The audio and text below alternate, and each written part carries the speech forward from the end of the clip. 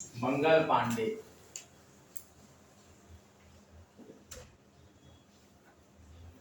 बैरकपुर के 34वीं देसी बटालियन पलटन की सिपाही मंगल पांडे। इन्होंने चर्बी वाले कारतूस के प्रयोग पर विरोध किया और इन्होंने सार्जेंट मेजर ह्यूस्टन को गोली मार दी। 8 अप्रैल 1857 को मंगल पांडे को फांसी दे दी गई थी। 1857 क्रांति के वे प्रथम शहीद थे। मंगल पांडे। चित्तू पांडे बलिया के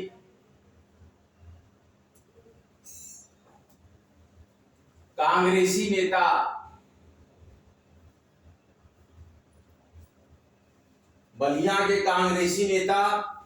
स्थानीय नेता थे। वो वहीं के रहने वाले थे। 1942 के भारत छोड़ो आंदोलन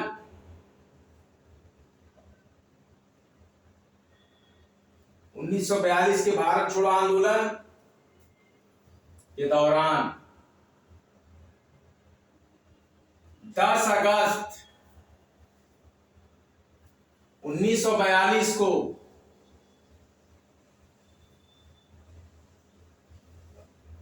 बलिया में स्थापित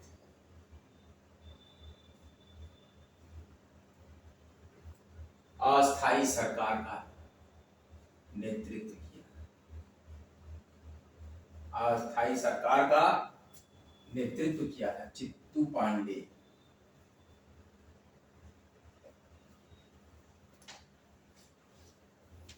पंडित जवाहरलाल नेहरू।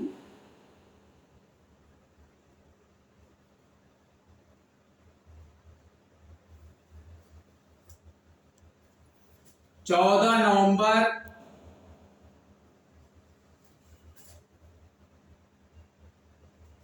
1889 को प्रयागराज में उनका जन्म।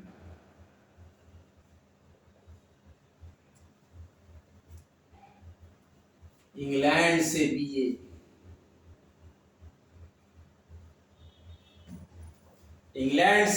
बीए कानून की परीक्षा, बीए भी किया और कानून की परीक्षा भी पास की थी।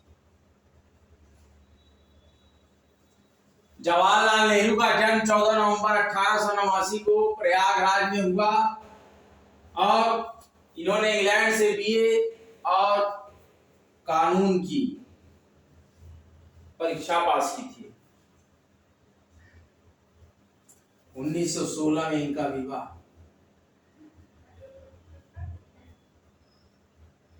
1916 में इनका विवाह कमला नेहरू से।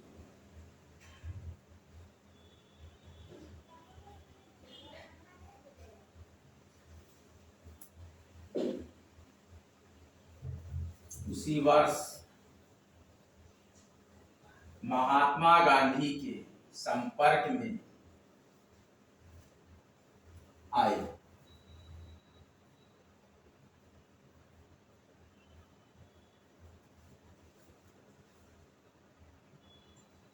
उन्नीस सौ 23 ईस्वी में इन्होंने भारतीय राष्ट्रीय कांग्रेस का महासचिव बनाया गया। 1923 ईस्वी में इनको भारतीय राष्ट्रीय कांग्रेस का महासचिव बनाया गया।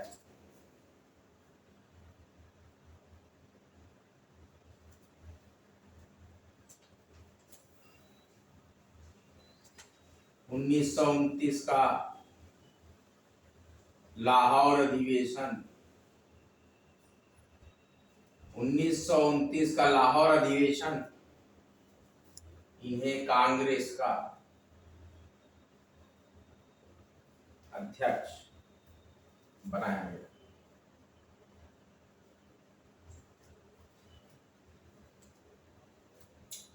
जहां इन्होंने कहा, उस अधिवेशन में इन्होंने घोषणा की कि हमारा लक्ष्य 1929 ईस्वी के लाहौर अधिवेशन में इन्हें कांग्रेस के अध्यक्ष बनाया गया। इन्होंने घोषणा की उस अधिवेशन में कि हमारा लक्ष्य स्वाधीनता,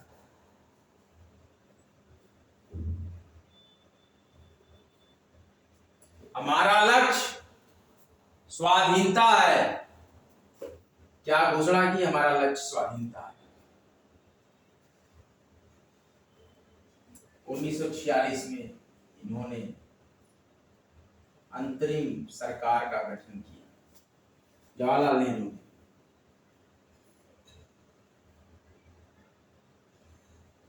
उन्नीस सौ 46 में इन्होंने अंतरिम सरकार का गठन किया।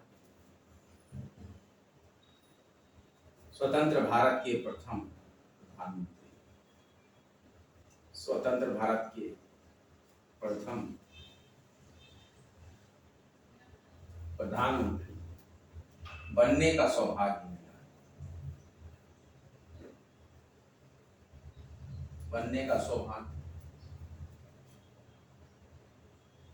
प्राप्त।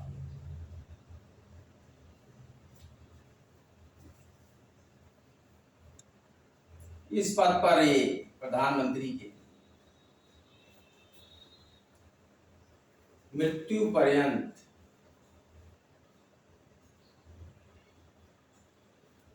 यानी कि 27 मई 1964 ईस्वी तक, मृत्यु पर्यंत यानी कि 27 मई 1964 ईस्वी तक कार्यरत है इसी पद पर। जब एक बार बने पीएम तो पीएम बने ही बने मरे, हो मृत्यु हो गई उनकी, मतलब फिर वो खाली नहीं बैठे, वो पीएम पद पर ही रहे तब तक उनकी मृत्यु। मंगल पांडे, उत्तर प्रदेश के प्रमुख व्यक्तित्व में मंगल पांडे, बैरकपुर पश्चिम बंगाल के 34वीं देसी पलटन के सिपाही मंगल पांडे, इन्होंने चर्बी वाले कारतूस के प्रयोग पर विरोध जताया, भारी विरोध, और इन्होंने सार्जेंट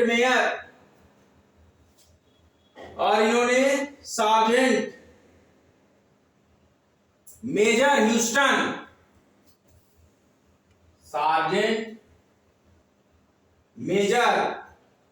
ह्यूस्टन को गोली मार दी। 8 अप्रैल 1857 को इनको फांसी दे दी गई थी और 1857 क्रांति के वे प्रथम शहीद थे। 1857 क्रांति के वे प्रथम शहीद थे मंगल पांडे। अगले जो थे प्रमुख व्यक्तित्व उत्तर प्रदेश के चित्तू पांडे बलिया के स्थानीय कांग्रेसी नेता, जो कि 1942 के भारत छोड़ो आंदोलन के दौरान 10 अगस्त 1942 को बलिया में स्थापित अस्थायी सरकार का नेतृत्व किए थे।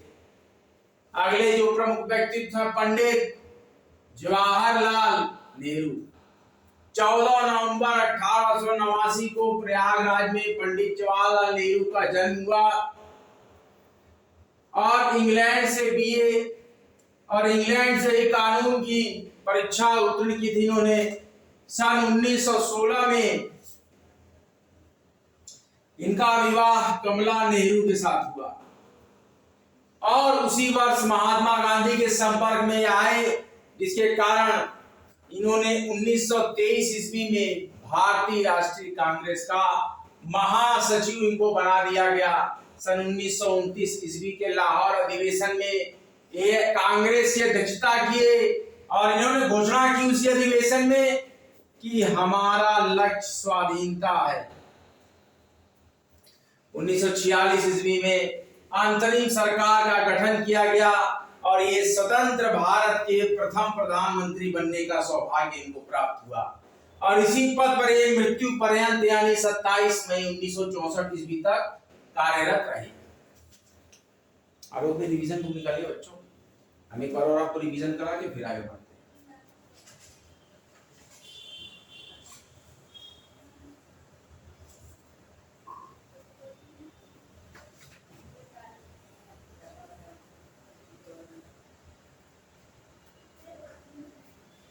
लाल बहादुर शास्त्री। इसके बाद जो हमारा टॉपिक आएगा लाल बहादुर शास्त्री, तो देख लेते हैं। पहले थे हमारे यहाँ सेनानी मंगल पांडे, बैरकपुर पश्चिम बंगाल, बैरकपुर पश्चिम बंगाल स्थित 34वीं देसी पलटन के सिपाही मंगल पांडे और चर्बी वाले कारतूस के प्रयोग पर आपत्ति जताई। इसे कारण सार्जेंट मेजर ह्यूस्टन को इन्होंने गोली मार दी। इसको सार्जेंट मेजर ह्यूस्टन को गोली मार दी और 8 अप्रैल 1857 को मंगल पांडे को फांसी दे दी गई थी। 1857 की क्रांति के ये पहले प्रथम शहीद थे। चित्तू पांडे बलिया के कांग्रेसी नेता 1942 के भारत छोड़ो आंदोलन के दौरान 10 अगस्त 1942 को बलिया में स्थापित अस्थायी सरकार का नेतृत्व किया था चित्तू पांडे ने। पंडित जवाहरलाल नेहरू 14 नवंबर 1889, ये हमने आपको बताई दिया है जवाहरलाल नेहरू के बारे में। आइए लाल बहादुर शास्त्री के बारे में पढ़ते हैं। महान विभूति लाल बहादुर शास्त्री, जिनका की मृत्यु एक रहस्य बन के रह गई, और हमारे महत्वपूर्ण नेताजी सुभाष चंद्र बोस, इनकी भी मृत्यु एक अति रहस्यपूर्ण घटना में होकर रह गई। अभी विदेशों से मांग की गई है कि सुभाष चंद्र बोस जी की अस्थियां प्रदान कर दी जाए भारत। लाल बहादुर शास्त्री बहुत ही सरल स्वभाव और भारत के प्रधानमंत्री भी रह चुके हैं। बहुत ही साफ स्वभाव। ट्रेन में जब ये बैठते थे तो लगता नहीं था कि देश का प्रधानमंत्री बैठा है, और किसी को भी बताते नहीं थे। इनके घर के लोगों को भी, यहाँ तक कि इनकी पत्नी तक को नहीं मालूम था कि ये देश के प्रधानमंत्री हैं। बाद में उन्हें पता लगा। लाल बहादुर शास्त्री, लाल बहादुर शास्त्री का जन्म 2 अक्टूबर 1904 ईस्वी को मुगल सराय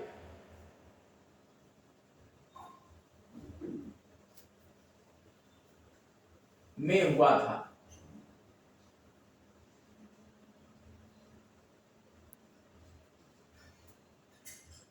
महात्मा गांधी से प्रेरित होकर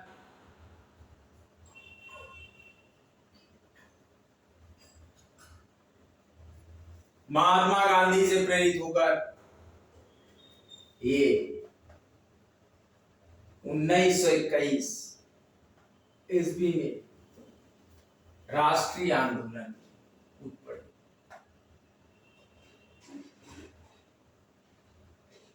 राष्ट्रीय आंदोलन में कूद पड़े। वाह का मतलब आओ। कई बार जेल गए।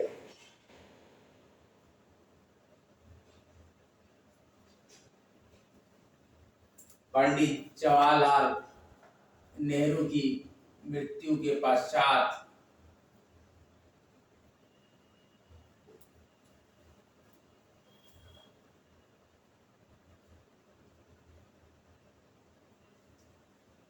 नौ जून 1964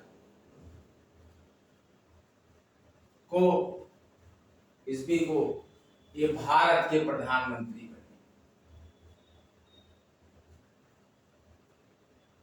ये भारत के प्रधानमंत्री बने 11 जनवरी 1966 ईस्वी को ताशकंद में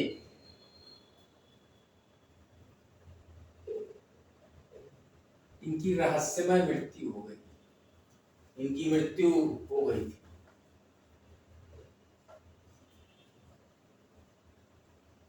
इन्होंने ही जय जवान जय किसान,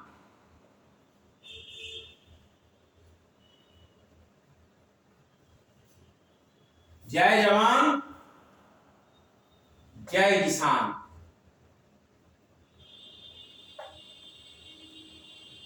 का नारा दिया।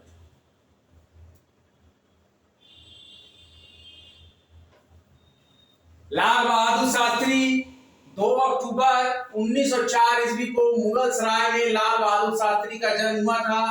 महात्मा गांधी से प्रेरित होकर ये 1921 ईस्वी में राष्ट्रीय आंदोलन में कूद पड़े और कई बार जेल गए।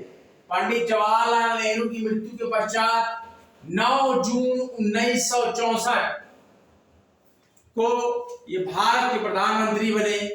11 जनवरी 1966 ईस्वी को ताशकंद में इनकी मृत्यु हो। इन्होंने जय जवान जय किसान का नारा दिया था।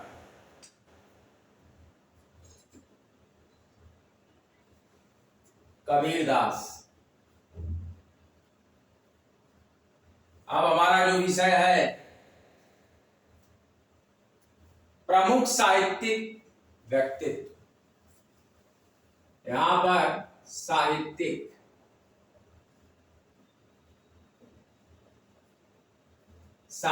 व्यक्तित्व। उत्तर प्रदेश के प्रमुख साहित्यिक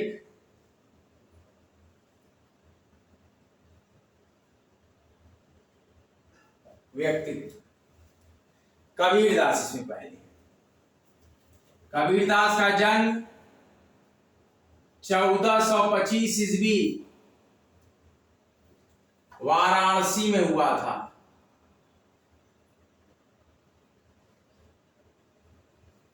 1425 ईस्वी वाराणसी में कबीरदास का जन्म हुआ था।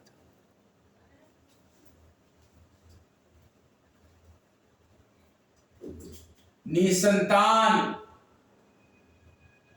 जुलाहा दंपति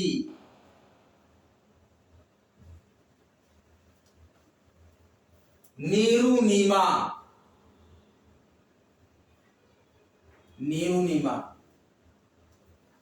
द्वारा इनका पालन पोषण किया।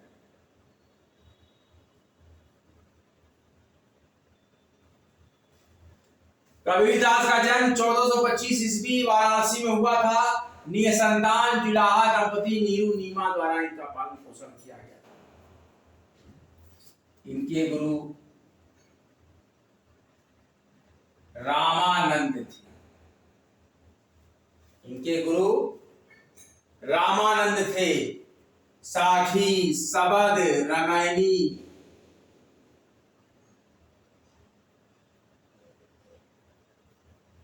साखी, सबद, रामायणी शीर्षक वाली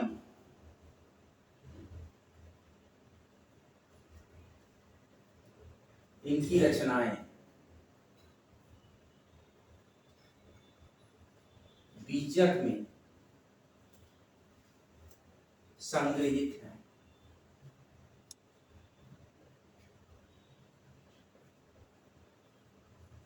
बीजक में संग्रहित है। सूरदास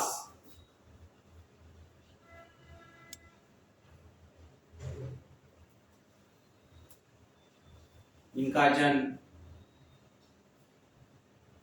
संवत 1478 में ब्राह्मण कुल में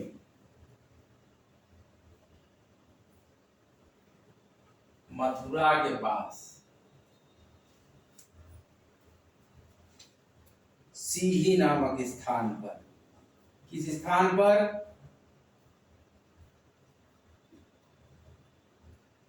सीही नामक स्थान पर हुआ था। इनके गुरु वल्लभाचार्य थे।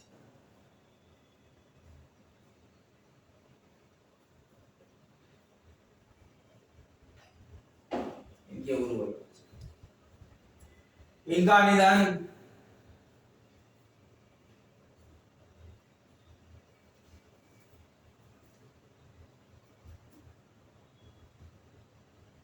संवत 1583 में हुआ। सूरसागर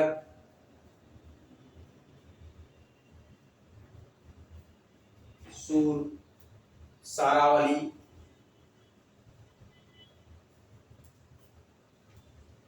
साहित्य लहरी,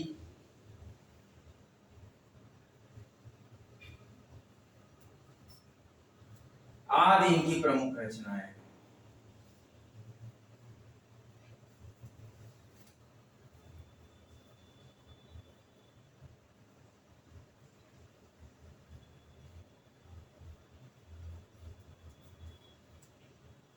जो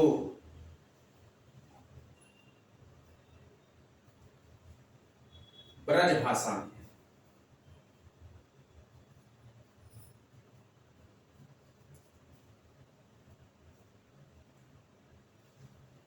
लाल बहादुर शास्त्री का जन्म 2 अक्टूबर 1904 ईस्वी को मुगल सराय में हुआ था।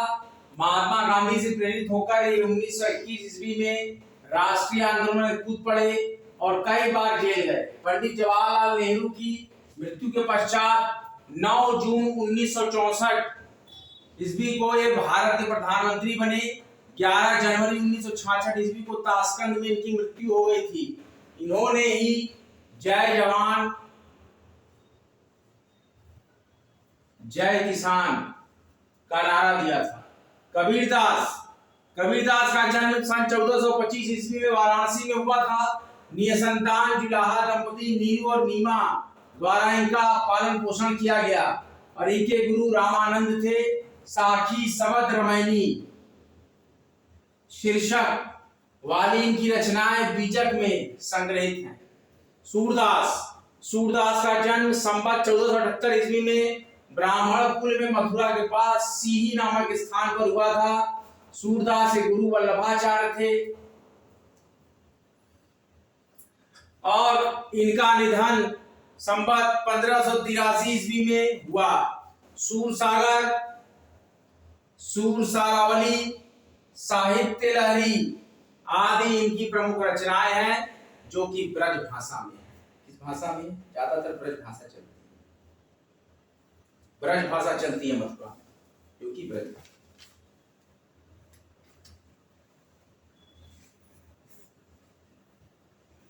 अगले लेक्चर में हम तुलसीदास से पढ़ेंगे। तो हमारा टॉपिक है प्रमुख साहित्यिक व्यक्तित्व। प्रमुख साहित्यिक व्यक्तित्व हिंदी। अब ये टॉपिक चल रहा है। जब आप कबीरदास सूरदास पढ़ रहे हैं तो ये इस टॉपिक पे चल रहा है।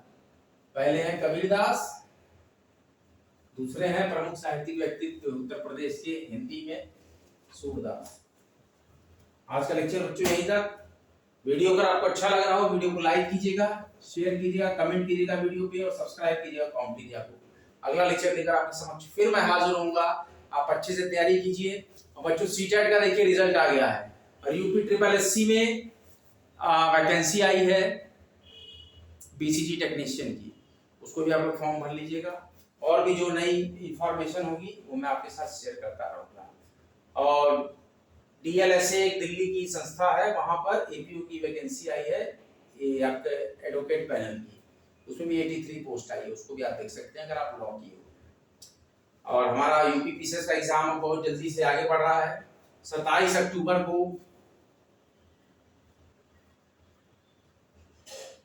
यूपी पीसीएस प्री का एग्जाम है। आप सभी लोगों को शुभकामनाएं। और भी जिनके एग्जामिनेशन पढ़ रहे हैं उनको अनंत शुभकामनाएं कि जो भी एग्जाम देने जा रहे हैं। और जो बच्चे काउंसलिंग में भाग ले रहे हैं उनको भी यूजीटी जो आपका काउंसलिंग होने वाला है उनको भी अनंत शुभकामनाएं। बीएड की भी बहुत जल्दी एडमिशन होगी, अलॉटमेंट लिस्ट वगैरह निकलेगी। ये भी इंफॉर्मेशन बुंदेलखंड यूनिवर्सिटी से आई थी, तो उसको भी आप लोग देखते रहिएगा। बने रहिए, जमे रहिए, कड़ी मेहनत कीजिए। अगला लेक्चर लेकर फिर आऊंगा। जय हिंद, जय भारत। नित करो नया अभ्यास सही, इस रण में ऐसी प्यास सही, जो शिक्षा की भूमि पर हो। तुम सफल बनो, यही दृढ़ हो, यही हो निश्चय दृढ़ तुम्हारा।